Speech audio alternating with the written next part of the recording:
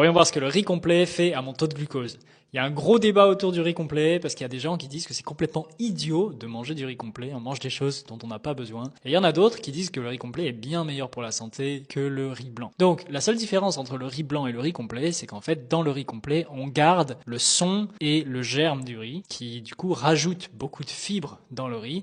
Et en théorie, ça devrait aider à avoir un pic de glycémie beaucoup plus faible. Donc là, on a 200 grammes de riz complet. Ça fait 220 calories, 45 grammes de glucides et 3,5 grammes de fibres. Maintenant, on va voir un petit peu ce que ça fait à mon taux de glucose. C'est parti.